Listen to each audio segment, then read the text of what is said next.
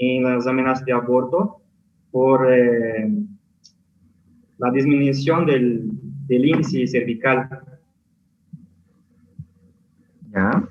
Van a tratar siempre de no hablar mucho de la incompetencia ítmico-cervical, ¿no? Que es una patología que no es común, no es muy frecuente, más bien es una de las últimas opciones que hay que ir pensando, salvo que tenga abortos a repetición, ¿no? La progesterona inhibe. Ya, entonces, ojo con esto. Oye, ¿por qué hablo de la progesterona? Porque no lo he dicho esta mañana. Y en su evaluación traten de ser simples y objetivos, ¿no? ¿Cuál es la conducta en la amenaza de aborto? Reposo. No me voy a perder en dieta, no voy a perder, no, ¿cuál es tu conducta? No te he hecho dame indicaciones médicas, te he hecho, ¿cuál es tu conducta? Reposo. Le voy a indicar un antiprostaglandínico como la indometacina, 100 miligramos vías de hectárea cada día. Le voy a solicitar laboratorios, doctor, con un hemograma, un general de orina, un urocultivo. Le puedo pedir una ecografía para ver, ¿no es cierto?, al embarazo, cómo está. Y bueno, no me complico, no voy a hablar del butilbromuro de iosina. Salvo, porque hay médicos que todavía siguen manejando como los antiespasmódicos y ellos sí te van a buscar, te van a decir, ¿y no le das un antiespasmódico? Ah, ese médico quiere escuchar que le digas que sí, sí, le podría dar butilbromuro de iosina, 10 miligramos vía oral cada 8 horas. En términos generales, son muy pocas las personas que todavía siguen recomendando el uso de la iosina. No está en nuestros protocolos, no está en el manejo del ginecólogo, por tanto, la iosina no está en nuestro manejo. Salvo que alguien te pidiera y te dijera, y no le das un antiespasmódico para que deje de contraer ese útero, bueno, podrías referir al butilbromuro de iosina, 10 miligramos vía oral cada 8 horas. En lo posible, no lo hagas. La progesterona tampoco lo menciona, tampoco lo menciona. Y si alguien te pregunta, como yo te he hecho, bueno, ¿utilizarías la progesterona en la amenaza de aborto? Se puede utilizar. Solo hasta las 12 semanas. ¿Por qué? Porque podríamos utilizar cuando busco infección y no encuentro una causa y pueda estar sospechando en la insuficiencia, y esto tiene que ser claro, ¿no? En la insuficiencia del cuerpo lúteo. Cuando se produce el embarazo, cuando se implanta, ¿no es cierto?, el blastocisto, se llama así, blastocisto, no nos olvidemos que en esta etapa inicial es el ovario el que va a mantener el embarazo, gracias al cuerpo amarillo, al cuerpo lúteo. Y el cuerpo lúteo es el que va a producir progesterona, y la progesterona es la que mantiene el embarazo. Entonces, si este cuerpo lúteo produjera poca cantidad de progesterona, hay probabilidad de que se presente un cuadro de amenaza de aborto y que termine en aborto. Entonces, este cuerpo lúteo está hasta las 12 semanas produciendo progesterona. Después de las 12 semanas es la placenta la que produce la progesterona. Por tanto, ¿se puede utilizar progesterona en la amenaza de aborto? Se puede utilizar. Pensando que pueda producirse por una insuficiencia del cuerpo lúteo, que el cuerpo lúteo produzca poca progesterona. Pero ¿hasta cuántas semanas puede ser eso? Hasta las 12 semanas. Porque a las 12 semanas ya tengo que considerar que es la placenta la que va a producir la progesterona y es raro pensar que no pueda producir la cantidad necesaria. Entonces, no mencionen la progesterona, salvo que alguien les pregunte, como lo estoy haciendo yo, hablando de la amenaza de aborto, porque es muy diferente del pretérmino. En el pretérmino he dicho, voy a utilizar progesterona cuando tiene el cuello corto. Cuando tiene el cuello corto. Si le hago la ecografía y tiene el cuello corto, le indico progesterona. ¿Por qué le doy progesterona? Porque la progesterona va a alargar el cuello. Va a alargar, estabiliza el cuello. Entonces, obviamente, tienen sus indicaciones. ¿Ya? Entonces, no se compliquen, no mencionen la progesterona, salvo que alguien les pregunte. Lo demás está muy bien. Reposo, indometacina, laboratorios. Entramos a otra patología, el embarazo ectópico, que, bueno, hay que saberla diagnosticar y poderla también describir, ¿no? Larisa, puedes conectar tu cámara y empezamos contigo.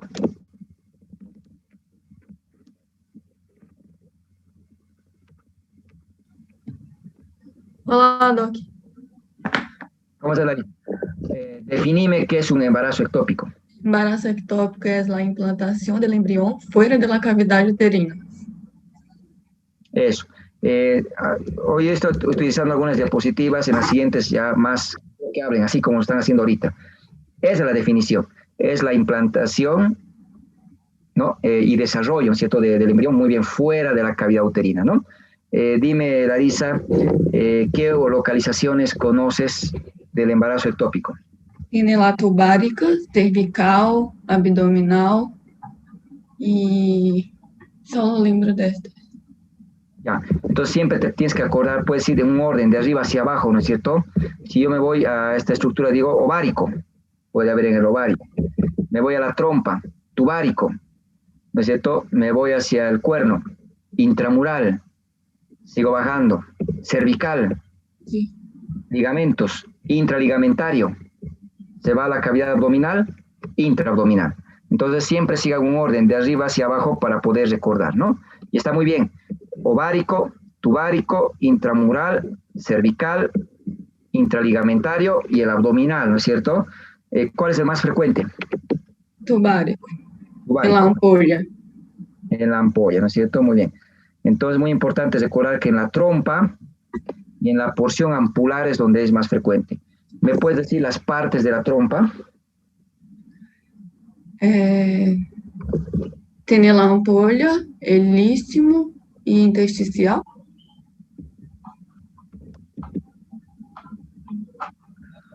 Muy bien. Entonces encontramos la intersticial, ¿no? La que está en el muro. La ísmica. Sí. La ampollar, que termina en lo que son las fimbrias, ¿no es cierto? Muy bien. Entonces, es muy importante recordar que el embarazo ectópico es más frecuente en la trompa, ¿no es cierto? ¿Qué porción de la trompa? La ampolla, ¿no es cierto? La región ampular que has dicho. Y si hablamos de una porción, hay que recordar que la trompa tiene una porción intramural, una porción ísmica, una porción ampular y que termina en las fimbrias, ¿no? Muy bien. Es muy raro pensar que te puedan preguntar, pero ¿sabes qué es el embarazo heterotópico? No. Fuera de útero. Heterotópico. Cuando hay dos embarazos. Uno está en la cavidad uterina, tiene implantación normal, y el otro está en un sitio anómalo, o sea, es un ectópico. Entonces, ¿qué es el embarazo heterotópico? Es la presencia de dos, ¿no es cierto?, embriones o dos embarazos, uno que está dentro de la cavidad uterina, está implantado normalmente, ¿no es cierto?, y el otro está en un sitio anómalo, por ejemplo, en el ovario, la trompa, así. Es la presencia de un embarazo ectópico con otro que tiene una implantación dentro de la cavidad uterina, ¿ya? Eso cuanto a lo que es el embarazo heterotópico.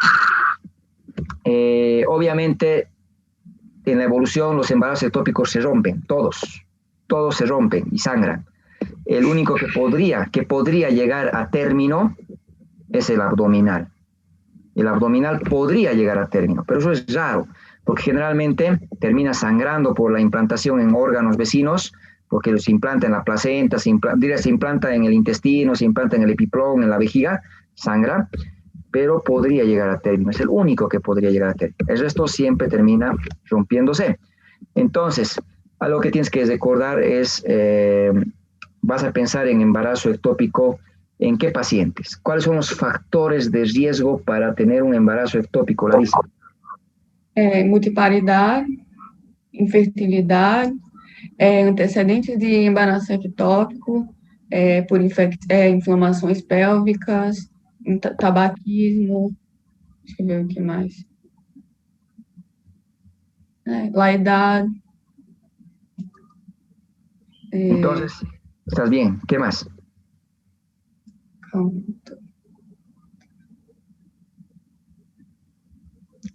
Múltiples parceiros sexuales. Solo esto. No pueden olvidarse de una paciente que tiene la T de cobre, DIU, dispositivo intrauterino. Si una paciente está utilizando la T de cobre, el dispositivo intrauterino, y se embaraza, es un factor, ¿no es cierto?, de riesgo para ectópico, ¿ya? Eso tienen que pensar. tiene alta probabilidad de tener un ectópico. Siempre piensa en el DIU. Otro que tienen que pensar, lo que nos has dicho, es la inflamación de las trompas, ¿no es cierto? La EPI, enfermedad inflamatoria pélvica. O bien pueden decir la salpingitis, ¿no es cierto? Que va a provocar que las trompas se estrechen. Pacientes que han tenido un ectópico anterior, bueno, puede ser. Pacientes que tienen, por ejemplo, la recanalización. Una paciente se puede hacer la ligadura y después de un tiempo arrepentirse y quererse recanalizar. Al recanalizar, tiene riesgo de que la trompa quede estrecha y ahí se puede implantar. Entonces tiene alta probabilidad, incluso esa paciente que tiene cirugía en la trompa, de poder presentar, ¿no es cierto?, el embarazo ectópico. Todo lo que tú me has dicho está muy bien, pero no se olviden de las pacientes usuarias de la T de cobre, pacientes que tienen inflamaciones crónicas en la trompa, la EPI o la salpingitis, por ejemplo, y sobre todo en las pacientes que han sido recanalizadas en cuanto a la intervención, ¿ya? Después, obviamente, vamos a encontrar el antecedente de ser fumador de tabaco y hay otros factores más, ¿no es cierto?, que son con menos frecuencia los relacionados. Bueno, ¿cómo diagnosticas, Larisa, embarazo ectópico? HCG maior que 10.000, la ecografia transvaginal y codosíntesis. Cuando te pregunten, y a cualquiera que les pregunten, ¿cómo se diagnostica cualquier patología? Cualquier patología. Porque la pregunta siempre te preguntan concepto, te dicen su clasificación, la etiología, diagnóstico y tratamiento. Y en cierta manera, cuando te hablan del diagnóstico, lo que se quiere escuchar es clínica. Clínica. Ah, ya. Siempre hablen de anamnesis, síntomas y signos que el paciente refiere, examen físico, los signos que pueden encontrar o maniobras que puedan describir, y al final, guárdense los laboratorios. Siempre, en cualquier patología, no se olviden. Y en el diagnóstico, porque te van a decir, ¿cómo diagnosticas apendicitis? No le digas radiografía, no le digas ecografía, dile clínica, doctor. El anamnesis me refiere dolor, me refiere vómitos, me refiere fiebre, es decir, la clínica, ¿ya? ¿Cómo diagnosticas ectópico? Va a tener sangrado vaginal em borra de café, vai tener amenorreia, massa anexal, que mais? Eu falei sangrando. Vai ter dolor, vai ter sintomas e signos de embaraço, como náuseas, vômitos. Só 8. Paciente que tiene un retraso menstrual o amenorrea, que puede tener un dolor, pero ¿el dolor dónde? En una de las fosas ilíacas o flancos. Ya, eso tienen que decorar. El ectópico no duele en el hipogastrio. El ectópico tiene que doler o en una fosa ilíaca o en un flanco o todo el abdomen, ¿no es cierto? Paciente con falla menstrual o amenorrea, que tenga dolor que puede estar en una de las fosas ilíacas, derecha o izquierda, que tenga un sangrado escaso, oscuro, como borra de café, perfecto, y que podamos detectar a la palpación una masa parauterina, una masa anexial, ¿no es cierto? Es lo que tienen que considerar a la hora de la clínica que tienen que referir, ¿ya? Después, ¿qué más? Laboratório? Ahora sí, no, laboratorios. ¿Qué le vas a pedir? HCG aumentado, mais de 10.000, e a ecografia transvaginal, y también he leído alguna cosa sobre codosíntesis. Ya, entonces solamente di por la presencia del HCG, no des valores, ya, porque más bien vamos a encontrar que el HCG tiene una característica. Normalmente en el embarazo el HCG duplica cada 2 días. En el embarazo ectópico no duplica, ¿no es cierto? Entonces hay un comportamiento muy especial del ectópico. Entonces solamente dices prueba de embarazo, ¿no? Para confirmar el embarazo, le pido una ecografía. ¿Qué vas a encontrar en la ecografía? Va a encontrar el útero vacío y la masa anexial.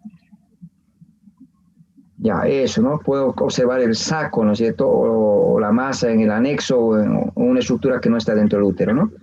Sí. Muy bien. Puedo encontrar líquido libre en cavidad abdominal o en fondo de saco de Douglas. No te olvides que cuando hay líquido, que en este caso es la sangre, se va a ir a los puntos más bajos del cuerpo, y esos son el fondo de saco de Douglas, ¿no es cierto? Entonces es líquido libre cuando está roto, ya cuando está roto. Útero bien vacío, no se evidencia el saco dentro de la cavidad uterina y se puede observar una masa anexial donde se puede encontrar el saco, por ejemplo en la trompa o en el ovario. Si estuviera roto podríamos ver líquido libre en fondo de saco de Douglas, ¿no es cierto? Ya. ¿Qué más le pides? ¿Qué más, cómo más diagnosticas? Mais laboratório? Ah, lá quirúrgica, diagnóstico quirúrgico, pode uma laparotomia ou uma ¿Ya? laparoscopia. ¿Ya? No nos olvidemos de lo que tú has mencionado, la culdocentesis, Ah, yeah, a cuidocentese. ¿no es cierto? ¿Qué es la culdocentesis? É uma punção que hace no fundo del saco e onde el sangue não coagula. Eso. Entonces la culdocentesis justamente es eso, ¿no es cierto? Hacer una punción en el fondo de saco de Douglas para aspirar contenido. Y si hay sangre que no coagula, es ectópico. No se olviden que si la sangre está acumulándose en el fondo de saco de Douglas, empieza a consumir factores de coagulación. Entonces, ¿cómo se hace? Espéculo, pinzo el labio del cérvix, el labio posterior, hagas una jeringa de 10 cc y punciono el fondo de saco vaginal posterior para llegar al espacio de Douglas y ahí aspiro la sangre. Sangre que no coagula, ectópico, ¿no es cierto? Sangre que no coagula, eso tengo que recordar. Entonces, ¿cómo diagnosticas? Prueba de embarazo, ecografía. Puedes hacer la culdocentesis si la ecografía te dice líquido libre, para saber qué es ese líquido. Puede ser ascitis, puede ser pus, puede ser sangre. Entonces, para eso hacemos la punción, ¿no? Eso es la culdocentesis. Muy bien. Y la laparoscopía, que sirve para diagnóstico y tratamiento, ¿no es cierto? Laparoscopía. Muy bien. ¿Cuál va a ser la conducta frente a un embarazo ectópico, Larissa?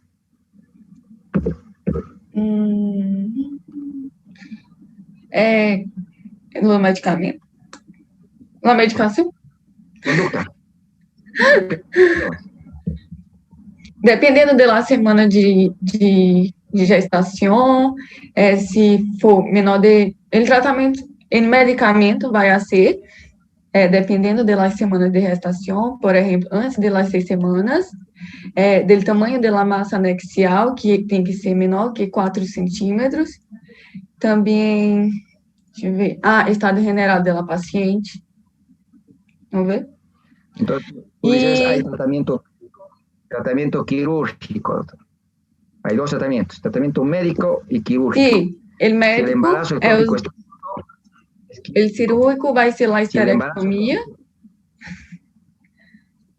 No, el cirúrgico. No. Entonces, ¿cuál es el tratamiento? Hay tratamiento médico y quirúrgico. Si el embarazo ectópico no está roto, se puede pensar en el médico. Y si está roto, es quirúrgico. Y ahí se queda. Muy difícil que te pregunten cómo se hace el tratamiento médico, pero está muy bien lo que tú me has dicho. Necesito que cumpla condiciones. ¿Cuáles son esos requisitos para que realice el tratamiento médico, ya que has hablado de eso, Larissa? Los requisitos es que no esté... los requisitos médicos para ser que não seja cirúrgico é que não esteja roto, como você disse, que a idade gestacional esteja menos de 6 semanas, que a massa anexial esteja menor que 4 centímetros, o estado da paciente esteja bueno. Eso es muy importante. Entonces, no se olviden que si la paciente tiene un embarazo menos de 6 semanas, su saco es menos de 4 centímetros, no está roto, ¿no es cierto? No hay actividad embrionaria, la paciente está estable hemodinámicamente, entonces hago tratamiento médico con metotrexate. Puedo hacer con metotrexate y ácido folínico, y ahí se queda. Porque el manejo del metotrexate y ácido folínico muy difícilmente te tendrían que preguntar porque es más manejo de la especialidad, ¿no? Y ahí está bien. Si estuviera roto, tratamiento quirúrgico. Depende de la localización. depende de la localización, ¿no es cierto? Muy bien, ya, Larisa. Silvia.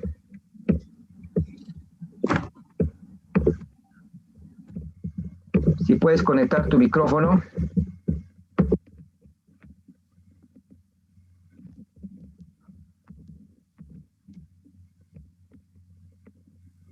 Yo, doctor, Isla. ¿Es yo o es otra persona? Ya, Isla, podemos contigo. Está bien, vamos a aprovechar que estás conectada. Entonces, vas a prender tu cámara, Isla, mientras vas prendiendo. ¿Cómo se diagnostica el embarazo ectópico? No se olviden, es bueno considerar el embarazo ectópico roto y no roto siempre, porque el embarazo ectópico no roto, la paciente puede no tener síntomas, estar asintomática, pero también puede tener, ¿no es cierto?, lo que habíamos dicho, un dolor abdominal en las fosas ilíacas, ¿no?, derecha o izquierda, puede tener, ¿no es cierto?, la amenorrea o atraso menstrual, puede tener ese sangrado en borra de café que hemos mencionado y esa masa o tumor parauterino, y nada más. Si estuviera roto, puede tener todo lo que hemos mencionado, más datos de hemorragia. Si me permiten, me piden diferencia el embarazo ectópico roto y no roto, el roto pues tiene sangrado. ¿Y un sangrado qué tiene? Taquicardia, tiene hipotensión, tiene piel pálida, tiene piel fría, ¿no es cierto?, llenado capilar retardado, y si la sangre está en el abdomen, tiene signos de irritación peritoneal. No puedo olvidarme del signo de Bloomberg, dolor a la descompresión, que eso me está indicando irritación peritoneal. En algunos casos, el paciente se queja de dolor de hombro, porque la sangre estimula el nervio frénico y eso provoca la omalgia, dolor de hombro del lado afectado. Pero puedo olvidarme de la omalgia. Lo que no puedo olvidarme en el roto es que si está sangrando, tiene taquicardia, tiene hipotensión, tiene palidez y tiene signos de irritación como el Bloomberg positivo. Eso no puedo olvidarme. Esa es la clínica, es la manera en la que vamos a diagnosticar, ¿ya? Siempre roto y no roto vamos a dividir. Entonces, lo que te decía ahora, Sisla, lo que quiero es que me digas, ya sabemos que hay un tratamiento, ¿no es cierto?, médico y hay uno quirúrgico. Hay un tratamiento médico y hay un quirúrgico. Tratamiento médico nos ha dicho ya los criterios que podemos utilizar, ¿no es cierto?, para poder decir, le voy a dar metotrexate. Hay esquemas, una sola dosis de metotrexate, otra que vamos repitiendo. Entonces, eso es tema más de especialidad, ¿no es cierto? Es bueno saber que hay el metotrexate más el ácido folínico que podemos utilizar, sin embargo, pues hasta ahí está muy bien que conozcan. La pregunta ahora es, Isla, tratamiento quirúrgico, que me puedas indicar en relación al embarazo ectópico de acuerdo a su localización. Como he dicho, doctor, tiene a depender de la localización, entonces puede hacer una cirugía en cuña, ofarectomía total o parcial, la salpingostomía y la salpingectomía.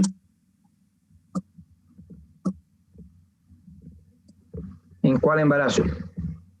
Ectópico, ¿no? De la localización. Porque varía, ¿no? Sí, se fuera en la región del ovario, entonces sería de la ofarectomía, ¿no? De la salpingectomía, si se encuentra, si fuera tubario. Excelente. Entonces dicen, si está en el ovario, se puede hacer la oforectomía en cuña. Una oforectomía parcial, estoy sacando un pedazo, ¿no es cierto?, al ovario. O puedo hacer la oforectomía total, sacar todo el ovario. Oforectomía. Si no me acuerdo el término de oforectomía, bueno, digo, ¿no?, resección en cuña, en el ovario, sacar donde está el ectópico, o retirar todo el ovario, ¿no es cierto?, dependiendo del compromiso, ¿no? Muy bien. Si está en la trompa, ¿qué conducta tienes quirúrgica? La trompa sería la salpingectomía, ¿no? Ya, lo radical, sacar la trompa. Salpingectomía, ¿no es cierto? Sí. O bien hacer la salpingotomía, hacer un corte. Ordeñar, dice, ¿no? Hay que apretar, expulsa el embarazo ectópico y se puede, ¿no es cierto?, hacer hemostasia y dejarlo así a bocado abierto o suturar también, ¿no? Muy bien.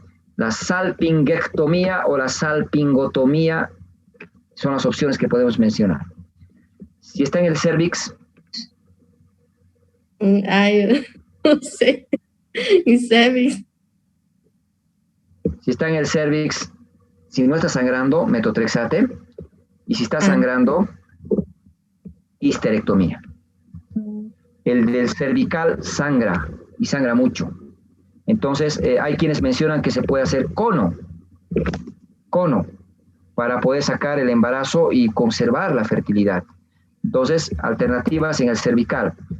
1, metotrexate como tratamiento médico si no está sangrando, o realizar el cono, o finalmente la histerectomía. ¿Ya? Entonces, las conductas dependen también de la localización del embarazo, ¿no? Sobre todo hay que pensar, el ectópico roto es quirúrgico. No vamos a pensar en perder tiempo arriesgando la vida de la paciente que está sangrando, ¿no? Bueno, en el tema del ectópico, eso es lo que quería que vayamos recordando, ¿no es cierto? Ahora nos vamos a ir a la enfermedad trofoblástica gestacional. Vamos a pasar todo esto. Estas son las cirugías que se hacen, es el ectópico cervical, con la histerectomía que se le ha realizado. Bueno, ¿qué es la enfermedad trofoblástica gestacional? Es una enfermedad de proliferación de trofoblastos, ¿no? Entonces, que puede estar asociado con otras patologías malignas y benignas. Es una proliferación exagerada del trofoblasto, ¿no? Que incluye patologías benignas y malignas. ¿Qué patologías son esas que incluye? La benigna sería la mola hidatiforme y la maligna sería la mola invasora y lo coriocarcinoma. Eso, está muy bien. Mola invasora, coriocarcinoma, ¿no? Hasta ahí está bien.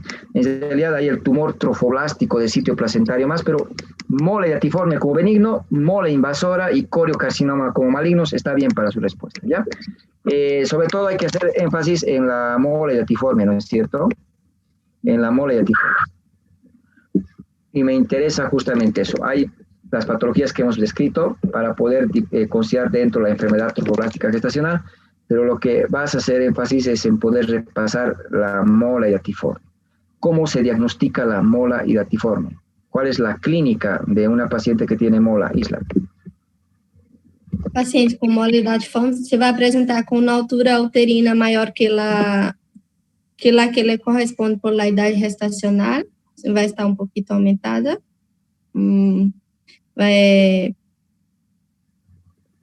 Presença de massa palpável e de sangrado de color como se fosse lavado de carne, um sangradeiro rojo claro. E es indolor también, creo. Entonces, esa es la clínica, ¿no es cierto? Consideren esta imagen para siempre recordar, el trofoblasto degenera, ¿no es cierto? Empieza a formar una especie de vesículas como granos de uva. Entonces, no voy a hablar de la mola parcial, mola total, mola llena, mola hueca, que eso no viene a lo que va el objetivo, ¿no es cierto?, de su evaluación, seguramente. Muy difícil pensar que les pregunten eso. Pero sí tienen que considerar de que en la mola, la clínica es muy importante. Una altura uterina mayor que la edad gestacional. Si no hay bebé porque todo se está degenerando en vesículas, no se palpan partes fetales. No se escucha frecuencia cardíaca fetal. El abdomen está blando, ¿no es cierto? Blando, y no hay contracciones. No hay contracciones. Eso, todo estoy pensando en el útero ahorita, ¿no? Luego desciendo y digo, hay sangrado. Y el sangrado es como el agua del lavado de carne. Es un color rosado. Está muy bien. Puedo observar la presencia de estas vesículas, ¿no es cierto? Y eso es lo que me va a ayudar a diagnosticar. Entonces, esa es la manera en la que tengo que orientar la clínica. Está muy bien. ¿Qué le vas a pedir a tu paciente? Como tiene exceso de trofoblasto, también tiene exceso de HCG. Y la HCG tiene fracción alfa, fracción beta. Y la alfa provoca aumento de la tirosina. Entonces, hay hipertiroidismo, que no lo vamos a mencionar, porque no te vas a meter al hipertiroideo. Entonces, no vas a mencionar, salvo que alguien te preguntara. Como lo has dicho, está perfecto. Así simple, así sencillo, al punto. Porque la paciente con mola puede tener hiperemesis por el exceso de HCG. La paciente con mola puede tener hipertiroidismo. Y seguramente al hablar de un hipertiroideo, la paciente tiene pues insomnio, no puede dormir, irritabilidad fácil, ¿no es cierto? Tiene palpitaciones, tiene taquicardia, empieza a bajar de peso, ¿no es cierto? Es decir, son las personas aceleradas, recordamos eso, ¿no es cierto? Y puede tener pues el pelo fino, la intolerancia al calor, es decir, tiene sus características el hipertiroideo. Entonces, para no meterme mucho al tema de una endocrinopatía, me la guardo y salvo me pregunten, no lo contesto, ¿no? Estamos bien. ¿Qué le pides? ¿Qué le pides a tu paciente? ¿Qué le pides a tu paciente para confirmar el diagnóstico? El HCG, que se debe estar aumentado, como he dicho, doctor, en una ecografía, ¿no? ¿Qué vas a encontrar en la ecografía? ¿Qué signo? Signo de panal de abeja o de tormenta de nieve, ¿no? Eso. No se olviden, HCG, ecografía, ¿no? Signo de panal de abejas, tormenta de nieve, muy bien. ¿Qué más le vas a pedir? Ni idea, doctor. Radiografía PA de tórax. Siempre deben pedir radiografía de tórax cuando sospechan de una enfermedad trofoblástica. ¿Por qué Isla? Porque se como puede ser maligna, creo que tiene sus metástasis, ¿no? Sus localizaciones de metástasis. ¿Es por esto, doctor? La mola hidatiforme, que es una enfermedad benigna. No. Que es una enfermedad benigna, da metástasis. A pesar de ser una enfermedad benigna, da metástasis. Se comporta como cáncer. No es cáncer, se comporta como cáncer. ¿Dónde da metástasis? Principalmente en los pulmones, en la región vaginal, ¿no? Que sería el corocarcinoma, en cerebro, pulmones, cerebro, vaginal, y hígado. No se olviden eso. La mola da hígado. Bueno, perdón, pulmón, hígado, cerebro. Cuando es coriocarcinoma, además de pulmón, hígado y cerebro, se va a vagina. ¿Ya? Entonces, por esa posibilidad de la metástasis, deben pedir una radiografía de tórax. ¿Qué radiografía le pedirías a tu paciente? ¿Qué proyección?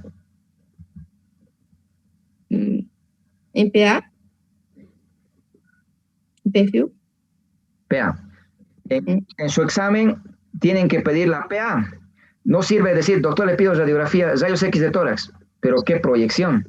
O le pido radiografía, no sirve. Tienen que dar una descripción más detallada, ¿no? Le voy a pedir una radiografía de tórax, sirve. No le digan, le pido radiografía. Le voy a pedir una radiografía de tórax. ¿Qué proyección? Pidan PA. La póstero anterior valora siempre partes blandas, pulmón, corazón. Entonces es muy difícil que te toque algún paciente con fisura, con alguna lesión ósea. Entonces la AP sobre todo sirve para estructuras óseas, ¿no? La PA no se olviden para tórax. Si piden abdomen, la proyección tiene que ser AP con el paciente de pie y en decúbito dorsal. Eso no pueden olvidarse. Si es de tórax, tienen un paciente con neumonía. ¿Qué le pides? Radiografía de tórax, doctor. ¿Pero qué proyección? Radiografía PA de tórax. Es más, se recomienda no solamente pedir la PA, sino la PA y la lateral, que te permite una mejor evaluación, ¿no es cierto?, del tórax cuando vas evaluando, ¿ya? Pero en este caso no se olviden, en el tórax hay que pedir la radiografía en la mola por el riesgo de las metástasis, ¿no?, que se pueda producir. Muy bien, ¿cuál es tu conducta en la mola, Isla?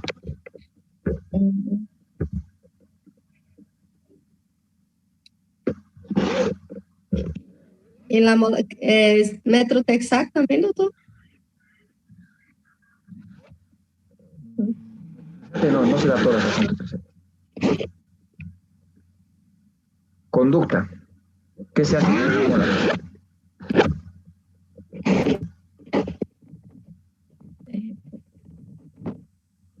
Evacuar el útero, ¿no es cierto? Vaciar el contenido uterino mediante aspiración. Entonces, una vez que diagnosticas, hay que vaciar el contenido uterino mediante la aspiración, ¿ya? El diagnóstico, no se olviden, la clínica es muy importante. Lo que hemos mencionado, altura uterina mayor de la edad gestacional, blando, sin dinámico, sin fetocardia, sin partes fetales, ¿no es cierto? Consistencia blanda, sin dinámica uterina, sangrado como lavado de carne con la presencia de vesículas, eso hemos dicho. La ecografía me va a confirmar, imagen en panal de abejas, ¿no es cierto? Me voy a olvidar de los quistes tecalutínicos que aparecen también. Esta imagen no puedo olvidarme, imagen en panal de abejas, imagen en copos de nieve, tormentas de nieve, le van dando muchos nombres. Un panal de abejas es más fácil de poder caracterizar, ¿no? Hay que pedir HCG, pero no se olviden, hay que pedir radiografía de tórax en la proyección PA. Puedo pedir el hemograma por el sangrado que está teniendo, correcto, ¿no? Y obviamente la conducta es la evacuación. Hay que aspirar, hay que aspirar. Y al aspirar, ¿no es cierto? En realidad se recomienda aspirar al vacío, conectar una cánula al aspirador y que pueda aspirar con la menor pérdida sanguínea y terminar con un curetaje, ¿no? Con el legrado. En algunos casos se hace la histerectomía, no hablen de la histerectomía. ¿Cuál es tu conducta? Bueno, tienen que evacuar el contenido mediante aspiración, doctor, y hacer un seguimiento hormonal. Hay que controlar la HCG, que tiene que ir disminuyendo y tiene que estar en valor de 0, ¿no es cierto?, para poder considerar de que se está resolviendo, ¿no? Eso es muy importante. Entonces, hay diferentes protocolos para la HCG. Sí, recuerden, hay que determinar HCG antes de evacuar, saber con cuánto estoy empezando. Le evacúo el contenido y le hago un control, ¿no es cierto?, a los 2 días. Quiero saber que la HCG ha bajado o se ha vuelto negativa. Generalmente baja a los 2 días. Después de que le he hecho el control a los 2 días, le hago un control cada semana, hasta que tenga 2 pruebas negativas. Si en una semana me da negativo, le vuelvo a repetir en una semana. Me vuelve a dar a negativo, ya tengo 2 negativos, tengo buena posibilidad ya que se está curando. ¿Qué tengo que hacer? Espaciar. Y le voy a decir ahora, hazte un control cada mes, hasta que cumpla 6 meses. ¿No es cierto? Cada mes hasta que cumpla 6 meses. Después le puedo repetir cada 2 meses hasta que cumpla 1 año. Lo mínimo que tengo que controlar es 1 año. Lo ideal sería 2 años que haga el control, ¿no? Donde la paciente tiene que estar con un valor negativo. Para eso tengo que prohibir que se embarace. Eso tiene que quedar claro. Tiene que prohibirse el embarazo. Porque si se embaraza va a subir el HCG. Y si sube el HCG, no sé si se ha convertido en coriocarcinoma o es por el nuevo embarazo. Y además que si se embaraza tan seguido, este nuevo embarazo también puede volverse a repetir la mora.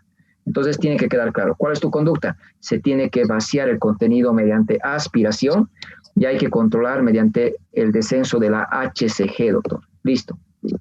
¿Cierto? Se debe prohibir el embarazo, para eso se le puede indicar, ¿no es cierto?, un método de anticoncepción, ¿no? Eso es muy importante en cuanto al manejo de la mora. Metástasis, ya me has contestado. Sí, doctor. Y pulmón, hígado, cerebro, la mora. El coriocarcinoma, que es cáncer, pulmón, hígado, cerebro, vagina. ¿Ya? Eso sí ya me has contestado. Muy bien, vamos a buscar una de las compañeras que no ha participado. ¿Quién no ha participado? Silvia.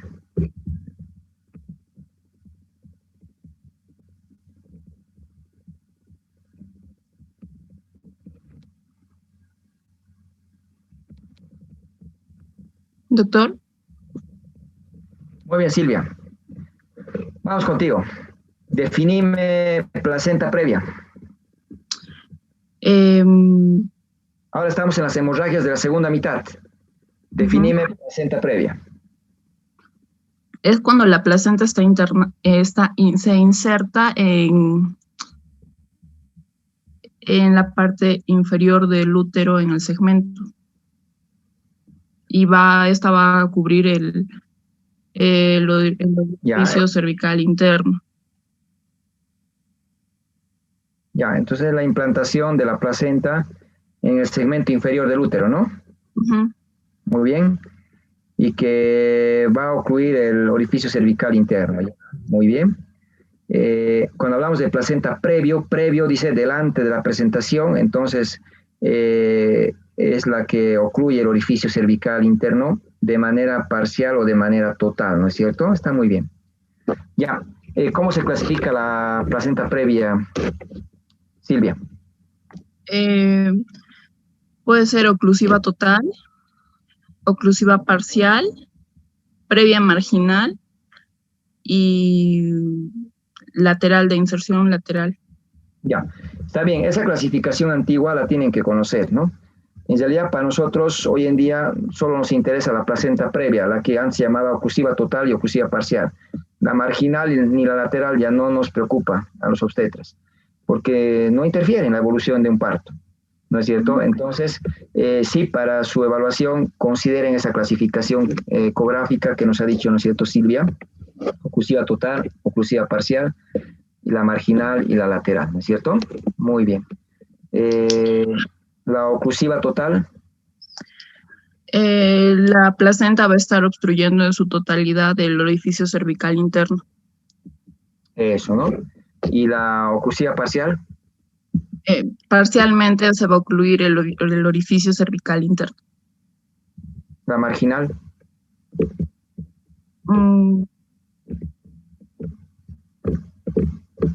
Ay, no sé cómo explicarle. No se olviden que el cuello tiene un orificio cervical externo. No interno. Un orificio cervical interno. Tiene un canal endocervical. El cuello mide más o menos 3 centímetros, hemos dicho, ¿no es cierto? Este canal cervical tiene moco, que obstruye el paso, ¿no es cierto?, hacia la cavidad uterina. Muy bien. La placenta marginal es aquella placenta, ¿no es cierto?, que va a llegar su borde.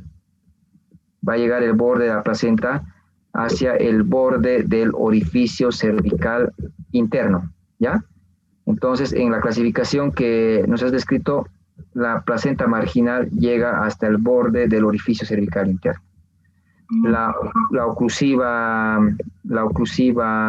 parcial es aquella de que va a obstruir parcialmente, ¿no es cierto?, el orificio cervical interno, ¿no? Se va a extender un poco más y va a obstruir esta vez parte del orificio. Y la oclusiva total es la que obstruye por completo, ¿no? ¿Y la lateral cómo será, Silvia?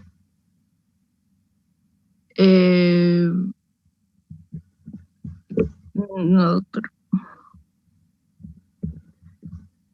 Cuando el borde de la placenta, ¿no es cierto?, llega a menos. Y aquí vamos a diferir porque hay varios autores que dan diferentes mediciones, ¿ya? Cuando el borde de la placenta llega a menos de 2 centímetros, es lo que se maneja, menos de 2 centímetros del orificio cervical interno. Hay quienes manejan menos de 10 centímetros, ¿ya? Entonces hay quienes manejan 5 centímetros, hay diferentes referencias. Nosotros manejamos, obviamente, pues, al hablar de una placenta, ¿no es cierto?, lateral, que el borde esté a menos de 2 centímetros del orificio cervical interno. No está llegando hasta el borde, no es marginal, pero está cerca del borde. Y eso es lo que llamamos, ¿no es cierto?, la lateral.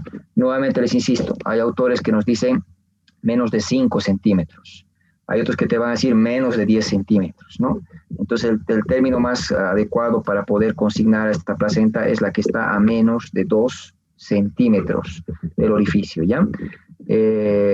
Las previas son la oclusiva total y la oclusiva parcial. Son las que nos tienen que motivar a diagnosticarlas porque obviamente no van a permitir el parto, ¿no es cierto? Son las que van a sangrar cuando empiece a dilatarse el cuello y son las que van a ir direccionadas generalmente pues hacia una cesárea, ¿no es cierto?, considerando que evitar la hemorragia, ¿no?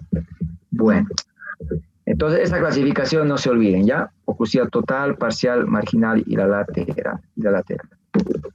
Bueno, a ver, vamos contigo, Silvia, ¿no? Es justamente el gráfico para poder ilustrar un poquito lo que les decía, ¿no? Si ocluye todo el orificio cervical interno, oclusiva total. Si ocluye una parte, oclusiva parcial. Si llega a menos de 2 centímetros, ¿no? No está llegando al borde, está a menos de 2 centímetros, hacemos referencia, ¿no es cierto?, a la placenta de inserción baja. ya que ese es el valor que estamos manejando actualmente, ¿no? Ahora, si llegara hasta el borde como tal, ¿no? Es lo que antes llamábamos como marginal, ¿no? Como marginal. Bueno, clínica. ¿Cómo diagnostica Silvia a la placenta previa? Podrían ser los antecedentes de la paciente que haya tenido una cesárea, se haya hecho legrados, también que tenga de antecedentes miomas. Otro sería lo que son la ecografía, con una ecografía. Ya, siempre andate al diagnóstico, les he dicho, a la clínica. Siempre, siempre. ¿Cómo se diagnostica? No se olviden que los médicos somos en esencia clínicos. Entonces, lo que siempre molesta al tribunal es el tema de que te vayan directo a los laboratorios. Dice, ya no quieren pensar, ya no quieren analizar, directo a laboratorios. Y tienen mucha razón, ¿no? Siempre empiecen, cuando les hablen del diagnóstico, ¿cómo diagnosticas? Anamnesis, examen físico y exámenes complementarios. ¿Cómo diagnosticas una placenta previa, Silvia? La paciente va a presentar sangrados, no va a haber, no sé, al hacerle tacto no se va a tocar la cabeza del bebé. ¿Le haces tacto a una paciente con placenta previa? No. No sé, doctor. Ya, no te preocupes. Entonces, mira, es un dato muy, ¿no? Básico que no puedes olvidarte. André, si nos puedes ayudar con el diagnóstico de placenta previa.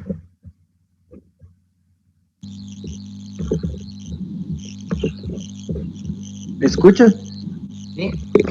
Adelante. Ya, entonces, primeramente, la paciente va a referir una clínica de una hemorragia roja vivo, pero de escasa cantidad espontánea y indolor. El útero va a estar, no va a presentar contracciones, va a estar con el tonus normal. ¿Qué más podemos decir de la clínica? Lo más sería eso, ¿no? El útero de acuerdo al tamaño, el sangrado es espontáneo e indolor. La paciente ni siquiera percibe cuando ve ya tiene el sangrado, pero es de escasa cantidad y puede, con el pasar del tiempo, puede ir aumentando la cantidad del sangrado.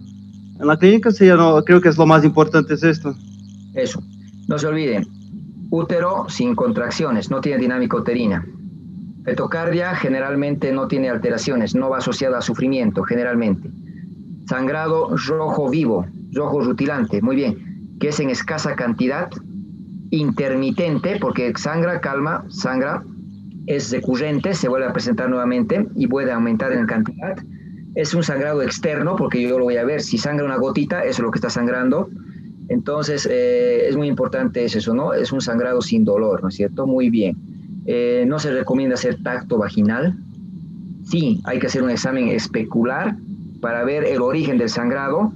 Si el sangrado está bien de la cavidad uterina y es rojo vivo y no tiene contracciones, pensamos que es placenta previa, no le hago tacto, ¿no es cierto? Muy bien.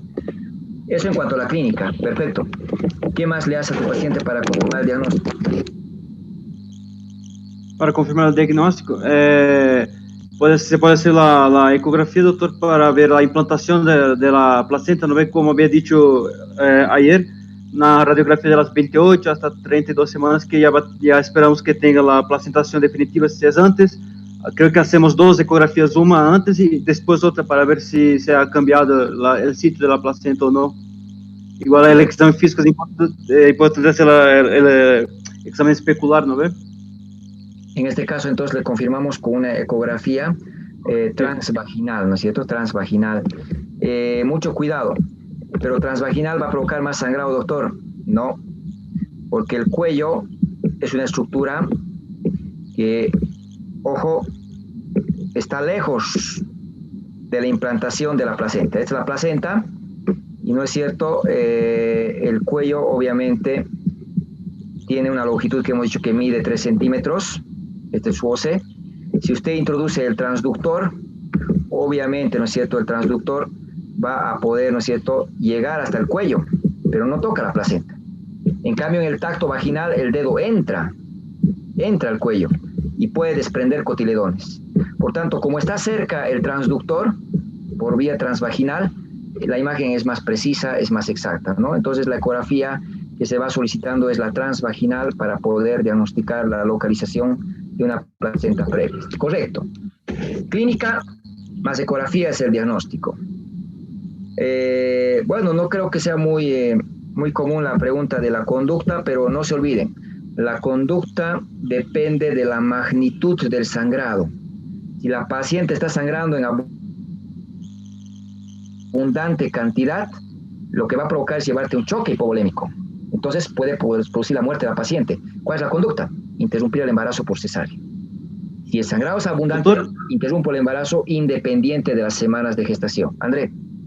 Sí, yo había leído, por ejemplo, si es, mismo que sea oclusiva total, pero si la paciente ya llega con una dilatación completa, ¿se podría ser vaginal? No. No es. La oclusiva total, tómenla como indicación absoluta. Siempre cesárea. Hay quienes consideran que la oclusiva parcial podría ser parto incluso, ¿no? Consideren oclusiva total y oclusiva parcial cesárea, porque realmente sangra de tal magnitud que va a provocar la muerte de la paciente hasta que llegue hasta 10, ¿no? Sí. No se olviden, la magnitud del sangrado decide, ¿ya? Si es abundante, cesárea, independiente de las semanas de embarazo. Si el sangrado es moderado, si es pretérmino, hay que hacer maduración pulmonar. Maduro pulmones 2 días y se interrumpe el embarazo. Si el sangrado es escaso, hay que controlar a la paciente. Nada más. Eso tiene que quedar claro. Si el sangrado es abundante, se interrumpe el embarazo. Cesárea. Independiente de las semanas del embarazo, sea de término, sea pretérmino. Pero si el sangrado es moderado, hay que ver. Si es de término, interrumpimos. Si es pretérmino, maduración pulmonar. Ya sabemos cómo madurar pulmones. Si es escaso, hay que controlar. Bueno, ahí yo creo que vamos, ¿no es cierto?, sobre todo al tema de que la placenta previa no hay que hacer tacto, la paciente previa se diagnostica con la clínica, pero también por la ecografía transvaginal. ¿Qué complicaciones puede llevar? La hemorragia que te lleva al choque hipovolémico, muerte de la paciente, insuficiencia renal aguda, obviamente porque hay una insuficiencia de tipo prerrenal, ¿no? Hay menos volumen. Puede provocar prematuros, claro, los pretérminos son muy frecuentes y obviamente con las complicaciones propias, ¿no? La conducta ya hemos hablado. Bueno, André, ¿qué es acretismo placentario? El acretismo placentario es la invasión del músculo uterino o más allá por la placenta, ¿no ve? Ya. Se invade la pared uterina. En la pared uterina tiene endometrio, tiene miometrio, tiene perimetrio o serosa. Entonces, se va a tener la clasificación según el grado de invasión, se puede ir por miometrio hasta la serosa. Ya. ¿Y qué sería entonces la acreta? ¿Qué sería la íncreta? ¿Y qué sería la pércreta? Y la pércreta es la que va a invadir hasta la serosa. La íncreta va hasta el miometrio y la íncreta la acreta creo que va hasta la membrana basal. No me acuerdo bien esa. Hoy en día no pueden no conocer, ¿no es cierto?, esta patología que nos está provocando muchas complicaciones. Normalmente, la placenta, ¿no es cierto?, se forma a partir del trofoblasto con la decidua, ¿no es cierto? Cuando hablo de decidua estoy hablando del endometrio. Entonces, cuando se forma la placenta, siempre va a haber una capa de decidua basal que va a estar, ¿no es cierto?, siempre permanente para poder permitir que la placenta se desprenda en el alumbramiento y que pueda regenerar el endometrio para próximos ciclos, ¿no es cierto?, y próximos embarazos también, ¿por qué no? Cuando hablamos del acretismo, no nos olvidemos definir como la adherencia anormal de la placenta al miometrio. En la acreta, la placenta está unida al miometrio, no al endometrio, ya está unida al miometrio. Si está unida al músculo uterino, no se va a poder desprender, ¿no es cierto? Ácreta, unida al miometrio. Íncreta, ingresa dentro del miometrio. Estoy viendo que aquí se está entrando dentro del músculo uterino, ¿no? Se ha entrado dentro del miometrio. Y la pércreta es la que atraviesa toda la capa del músculo, atraviesa la serosa y puede llegar a la vejiga, puede llegar al recto, ¿no es cierto? Entonces, ácreta, la unión o adherencia anormal de la placenta al miometrio. Íncreta, la invasión de la placenta al miometrio, está dentro del miometrio. Y la pércreta atraviesa las capas hasta la serosa, llegando a órganos vecinos, ¿no? Entonces, cuando operamos, vemos el segmento, este signo de cabeza de medusa se llama. Y estos vasos que están dilatados ya me están indicando que estoy con un acretismo placental. Puede ser íncreta, puede ser pércreta, puede ser ácreta, pero estoy encontrando una adherencia anormal, ¿ya? Entonces, ese concepto no se olviden, que es ácreta, que es íncreta, que es pércreta, porque en términos generales, ¿cuál es la conducta? Vamos a quedarnos que es la histerectomía. Sí, hay acretismos focales, un cotiledón está unido. En ese caso se desprende la placenta y se puede poner puntos, se puede hacer hemostasia. Para su evaluación, sea ácreta, sea íncreta, sea pércreta, no se saca la placenta, no se retira la placenta y se realiza la histerectomía en bloque. Se saca el útero junto a la placenta. Entonces, si tengo una cesárea donde hay sospecha de acretismo, le voy a sacar al niño, ligo el cordón, cierro el útero y hago la histerectomía en bloque para evitar hemorragia, para evitar sangrados, ¿ya? No vamos a entrar al acretismo focal, al acretismo parcial, al acretismo total, que son conductas que nos permiten todavía en el focal pretender conservar el útero. Ya, para ustedes consideren algo sencillo, histerectomía. Esto es una pércreta, como la placenta ingresa hasta la serosa, miren, la irrigación es tan marcada que es difícil pensar que haga el corte primero aquí en el segmento, la hemorragia que se va a producir antes de que saque al niño y la muerte que se va a producir a la madre, porque esto no va a parar de sangrar hasta que no hagas la histerectomía, ¿no? Entonces, obviamente hay que hacer corte en lejos de donde está la placenta, no tocar la placenta, se saca al niño, se liga el cordón y se hace la histerectomía en bloque, ¿ya? Entonces, esa es la conducta oriental. Bien, André, para terminar contigo, describime qué es el DPPNI. Ya va a ser el descolamiento de la placenta antes del término, ¿no ve? Una placenta que tenía su sitio normal. ¿Ya? Desprendimiento parcial o total de la placenta antes del alumbramiento. Alumbramiento, ya. Así. No se olviden que se puede desprender en el embarazo, se puede desprender durante el trabajo de parto, pero si se desprende antes del alumbramiento de una placenta que estaba normalmente insertada. ¿Y dónde se inserta normalmente la placenta, André? Generalmente en el fondo uterino. Eso, generalmente la implantación es en el fondo, es en la cara posterior, donde está más irrigado, ¿cierto? Muy bien, donde está más irrigado. Causas para el DPPNI. Causas para el DPPNI, la eclampsia y preeclampsia puede ser una causa. Traumatismos también igual pueden ser causas. Malformaciones, tumores uterinos como miomas, todo esto también pueden causar el desprendimiento de la placenta. Nunca se olviden, preeclampsia, primera causa. Trauma, la paciente se resbala, se cae porque pierde el equilibrio por el crecimiento del útero. Agresión de la pareja, hay mucha violencia hacia la mujer, entonces hay muchos pacientes que vienen agredidas por sus parejas. DPPNI hay que pensar. El cordón corto, que al descender puede jalar y desprender. Muy bien, puede ser el tema de la ruptura de membranas, por ejemplo, en un polidramnios. Rompemos las membranas, sale compresión y puede desprender la placenta. En el embarazo gemelar salen los fetos, el primer feto igual desprende. El mal uso de la oxitocina, el colocar la oxitocina a chorro puede provocar una hipersistolia en el útero que puede provocar desprendimiento, ¿no? Bueno, entonces no se olviden de la preeclampsia, eclampsia como primera causa, no se olviden del trauma, del mal uso de la oxitocina o la descompresión brusca del útero que también pueda provocar su desprendimiento, ¿no? Entonces hay varias causas el manteo. Va a la comunidad, el partero le atiende y puede provocar, ¿no es cierto?, que se desprenda. En algunos casos, pues es muy importante considerar ese aspecto, ¿no? Bueno. Diagnóstico, André, para el DPPNI. Ya, doctor, primero empezando con el examen físico y la clínica va a ser ya diferente de lo que era de la placenta previa, va a tener una hipertonía uterina, el útero va a estar sensible, puede estar mayor do que para la edad gestacional porque puede producir un sangrado interno dependiendo de cómo es el desprendimiento. Puede haber igual sangramiento, pero ya es más rojo oscuro y va a ser un sangramiento con dolor. Bien, el diagnóstico, no se olviden, es clínico.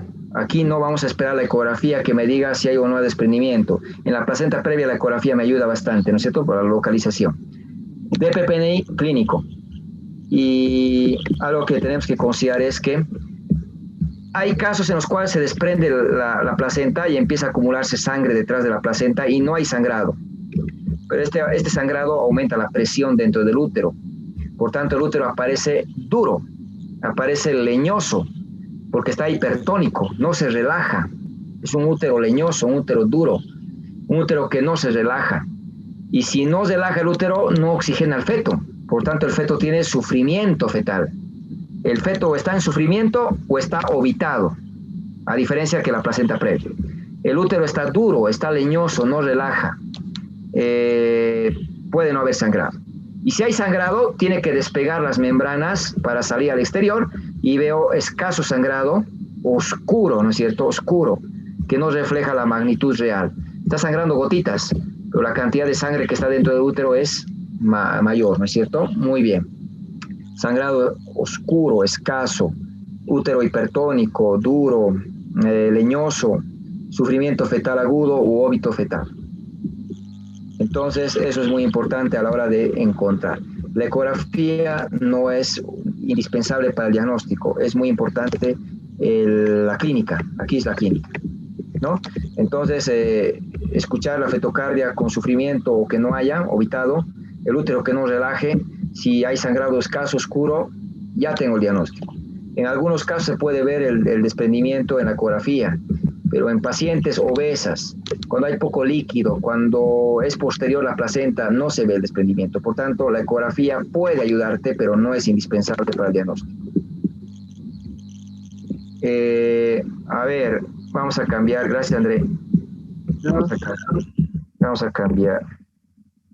Humberto. ¿Puedes conectar tu cámara? Doctor. ¿Está bien? ¿Está prendida? Eso. Complicaciones del DPPNI.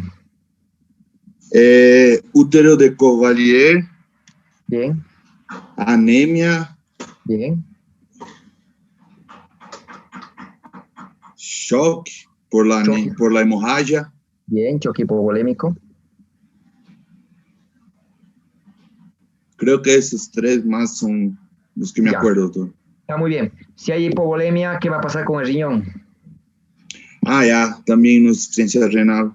Eso, toda hemorragia asociada a insuficiencia renal aguda por la magnitud del sangrado, ¿no? Anemia aguda, perfecto. Útero de Cavalier, no puedo olvidarme. ¿Qué es el útero de Cavalier, Humberto?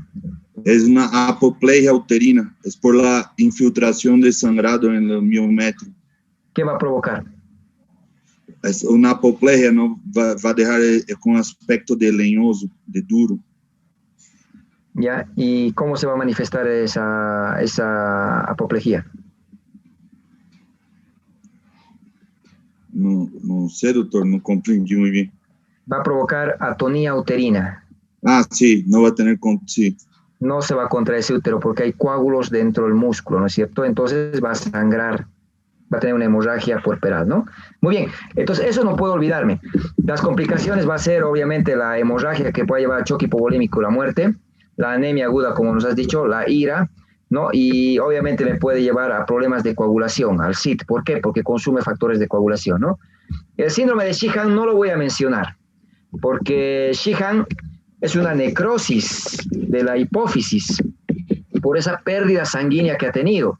Y obviamente al tener Shihan va a provocar una necrosis en el lóbulo anterior de la hipófisis. Entonces las hormonas que se producen a este nivel no van a estar pues presentes, va a empezar a disminuir. Por tanto, si considero qué hormonas produce la hipófisis, me acordaré que produce prolactina, no va a haber leche.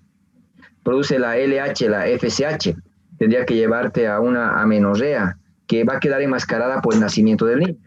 Te produce la TSH, te tendría que llevar a un hipotiroidismo. Produce la ACTH, tendría que llevarte al Addison, que eso lo va a hacer, ¿no es cierto?, en el transcurso del paso del tiempo.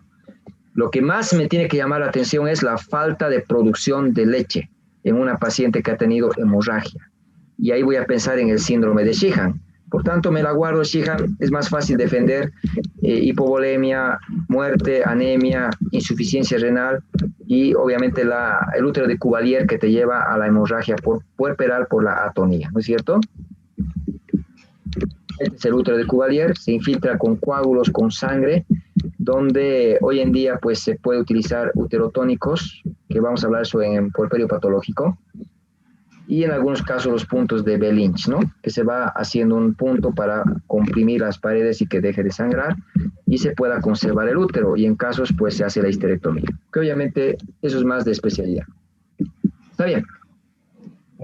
Conducta, Humberto, ¿qué haces con un DPPNI?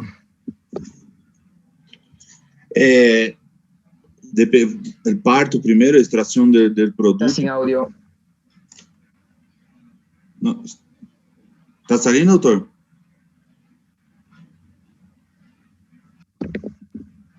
¿Ahora está?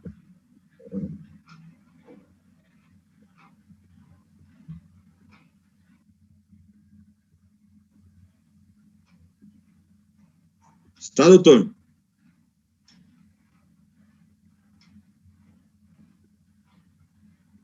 ¿Me escucha, doctor? No se escucha. Ay, pero ahora sí, Humberto, pero. ¿Me escucha? Ahora sí. ¿Cuál es tu conducta con el DPPNI? Con DPPNI, doctor, es la extracción del producto. Ya. Sacar el producto. ¿Por qué vía? Por cesárea. Ya. Entonces, cuando tengan un DPPNI, si el feto está vivo o está el feto muerto, hay que decidir, ¿ya? Si el feto está vivo y tiene datos de sufrimiento, que es lo más común, observar, cesárea, para salvar la vida de ese feto, ¿no? Si el feto está vivo y no hay datos de sufrimiento fetal y está con una dilatación avanzada, podría ir hacia el parto, ¿ya? Si el feto está muerto, la conducta es ir hacia el parto, no operar si el feto está muerto para, obviamente, pues optar el camino de la condición obstétrica, ¿no? Para el pronóstico obstétrico para más adelante, ¿no? No se olvide, en el DPPNI hay que establecer si el feto está vivo o está muerto. Si está vivo, hay que establecer si está o no está con sufrimiento fetal. Si está con sufrimiento fetal, cesárea, independiente de la dilatación, cesárea. Si el feto está vivo y está con buena vitalidad, no está con sufrimiento, podríamos intentar el parto, ¿no? Y si el feto está muerto, bueno, podemos ir hacia el parto, ¿no es cierto? Hacia el parto. Muy bien. Humberto, ¿qué es la rotura uterina? Es el rompimiento del aparelho uterino, doctor. ¿Ya? Solución de continuidad del útero. Muy bien. Dime, ¿qué factores de riesgo tú tendrías que buscar para pensar en rotura uterina? Causas de rotura uterina. Trauma, maniobra de Cristalier. Eso, maniobra de Cristalier. Y trauma. Cesáreas previas o de cuerpo uterino. Eso, cesárea corporal, se rompe fácilmente. Sí. Las cesáreas, cuanto más cesáreas, más riesgo de rotura uterina. Muy bien. Es que me acuerdo. Bien. Y las desproporciones cefalopélvicas. ¿No? Sí, ¿no? Y obviamente en la extracción de un pélvico, por ejemplo, ¿no? Bueno, está muy bien.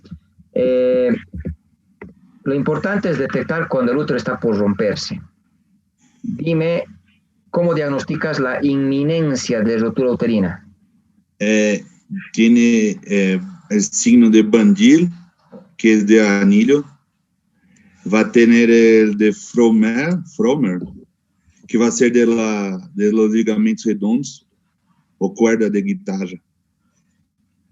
Y pinar, doctor, yo vi, algunos hablan que es de inminencia, otros hablan que ya es de ruptura. No sé en cuál entra. Inminencia. Triada de Bandel, Fromer, Pinar, inminencia de ruptura, ¿ya? Muy bien, a ver, dime, ¿cómo es el signo de Bandel? De Bandel vamos a notar la presencia de un anillo donde está la eminencia de ruptura. ¿Cómo se ve el útero? ¿Cómo está el útero? Doctor, no sé. Puntuación. ¿Cómo se ve el útero? En la descripción del útero no se olviden de que el útero, hemos dicho, tiene partes, ¿no es cierto? Pero, tiene partes, por ejemplo, tiene un fondo, tiene un cuerpo, hemos dicho, tiene un istmo, y tiene un segmento, ¿no es cierto? Un cervix, perdón. Estoy pudiendo dibujar mal aquí ya. El cervix tiene un límite superior, el orificio cervical interno, ¿no? Que está aquí, orificio cervical interno, orificio cervical externo y su canal, hemos dicho, ¿no? El istmo, que se convierte en segmento, tiene dos límites. Uno, el orificio cervical interno hacia abajo, y otro, el anillo de Bandel hacia arriba, ¿ya? Entonces, normalmente el segmento es desde este anillo de Bandel hasta el OSI, ¿ya? Hasta el OSI. Cuando se está por romper, ¿qué acontece? Este segmento se va adelgazando, se va haciendo muy delgado. Entonces, el anillo de Bandel sube. Entonces, el signo de Bandel, vamos a observar que corresponde al adelgazamiento en exceso del segmento inferior. Este segmento se está adelgazando demasiado. Entonces, si este anillo está subiendo, ¿qué es lo que vamos a encontrar? Normalmente el fondo lo vemos así, como una estructura, ¿no es cierto?, redondeada en el abdomen. Cuando vemos el signo de Bandel, vamos a observar el útero como si fuera un 8. Entonces, ¿qué es el signo de Bandel? Es el adelgazamiento en extremo del segmento inferior, donde el útero aparece en forma de reloj de arena. Entonces, el signo de Bandel, ¿qué es? Adelgazamiento en exceso del segmento inferior, donde le da la forma, ¿no es cierto?, al útero, por la presencia de este anillo que has mencionado, de la forma de un reloj de arena. Cuando tú veas el útero, se ve como un 8, o como el reloj de arena, y el útero empieza a elevarse, se empieza a elevar, ¿no es cierto? Eso va a traccionar los ligamentos redondos, y hace que los ligamentos se vuelvan tensos. Ese es el signo de Frommel, que se palpen los ligamentos redondos, como si fueran cuerdas de guitarra, dice, ¿no es cierto? Se ponen tensos. Entonces, el signo de Bandel es adelgazamiento del segmento que le da la forma al útero como un reloj de arena, y el Frommel es la tensión de los ligamentos redondos que se palpan como cuerdas de guitarra. Ya. Va a empezar ¿no es cierto?, a rasgarse a nivel del segmento, lo que va a provocar un escaso sangrado oscuro, ¿no es cierto?, acompañado a la coloración violácea de la región genital, que es el signo de Pinart.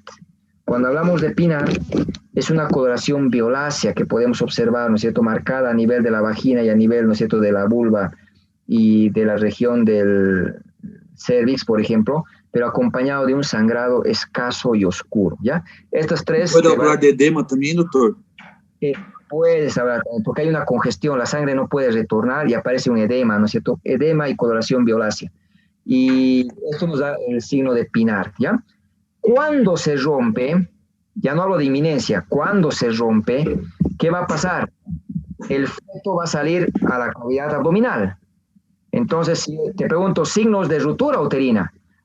Se palpa fácilmente al feto, con la masa uterina, ¿no es cierto?, a uno de los lados, porque el útero se ha roto y ha quedado, ¿no es cierto?, vacío. Se puede sentir fácilmente al feto, sin vitalidad, porque va a morirse, ¿no es cierto? Obviamente al estar en la cavidad y por el sangrado que ha presentado antes de que se rompa y la hipertonía. Y vamos a encontrar en algunos casos, por ejemplo, el signo de Clark. ¿Me puedes decir cuál es el signo de Clark? Enfisema suprapúbico, doctor. Es un enfisema subcutáneo en la región suprapúbica, que al romperse, ¿no es cierto?, ya ha favorecido a que haya incluso el paso de aire, ¿no es cierto?, hacia el espacio del tejido graso, ¿no? Bien, entonces, signos de ruptura, que la paciente va a dar un grito primero, va a dar un grito y luego va a quedarse tranquila. Vas a sentir al feto palparlo fácilmente debajo de la piel, sin vitalidad, y puedes encontrar el enfisema subcutáneo, el signo de Clark, por ejemplo, ya como signos de ruptura uterina.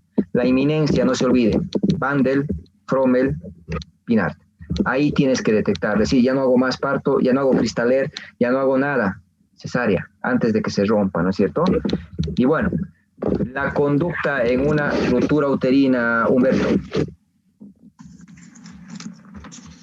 Es una laparotomía para hacer una esterectomía y sacar el feto de la cavidad abdominal. Bien, no van a hablar de cesárea. ¿Cuál es la conducta? Laparotomía, abro la barriga, extracción del feto, ¿no es cierto? Y zafia del desgarro, si se puede, o la histerectomía, si es muy extenso. Correcto. Y ahí termina, ¿no es cierto? Eso es lo que tenemos que recordar en relación a la ruptura uterina.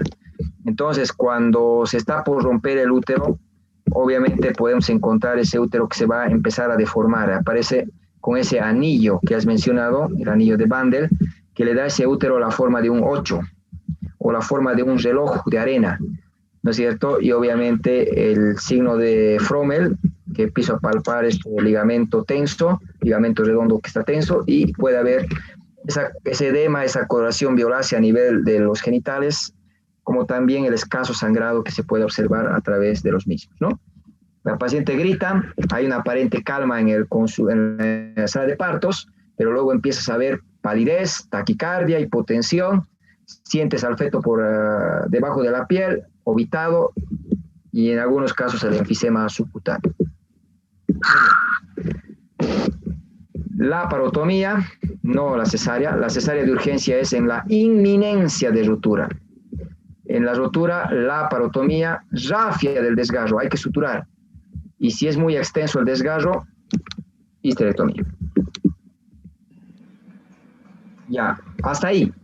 Si les preguntan causas de hemorragia de la segunda mitad, placenta previa, de PPNI, ruptura uterina, nada más. No hablen del seno marginal, no hablen de la basa previa, porque no son frecuentes, porque no vale la pena, ¿no es cierto?, complicarse en cuanto a la descripción, más allá de lo que te están pidiendo. Sin embargo, Macarena, dime qué es la basa previa.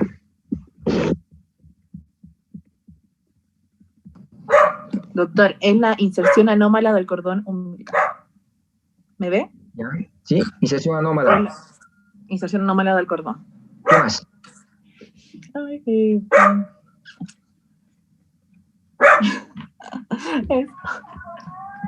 ¿A qué te refieres con inserción anómala?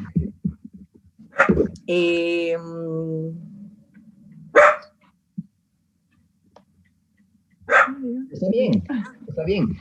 Cuando hablamos de la basa previa, no se olviden, es una inserción velamentosa, dice, ¿no?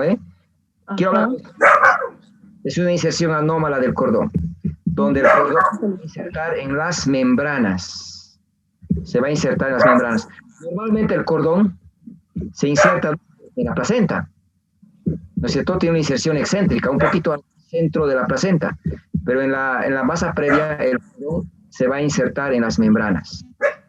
Como no ha llegado a la placenta, los vasos umbilicales tienen que recorrer las membranas y van a llegar a la placenta.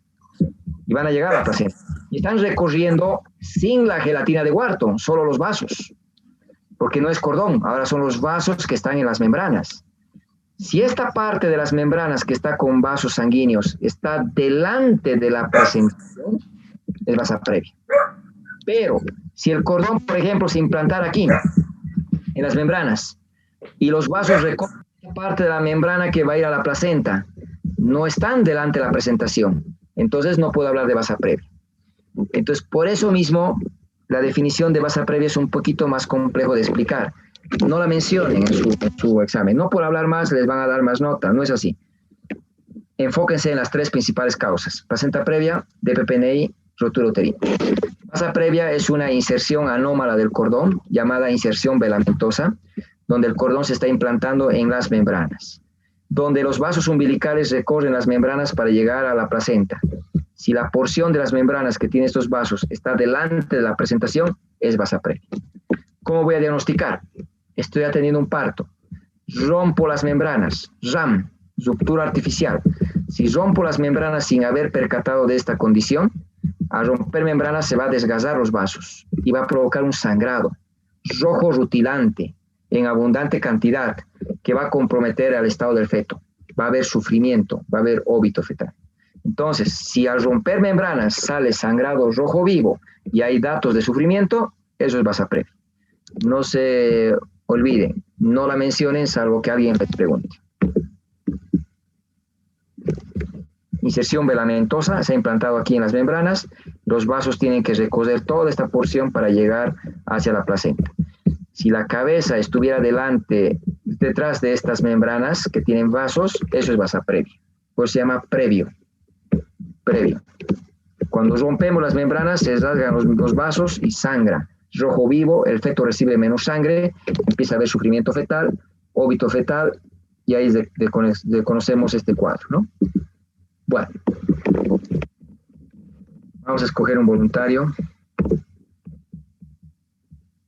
Mona Lisa.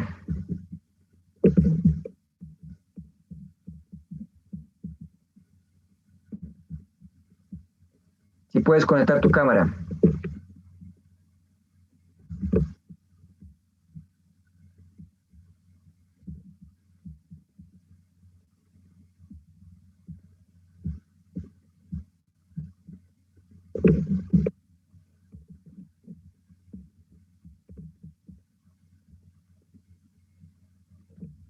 Ya. A ver, Eric.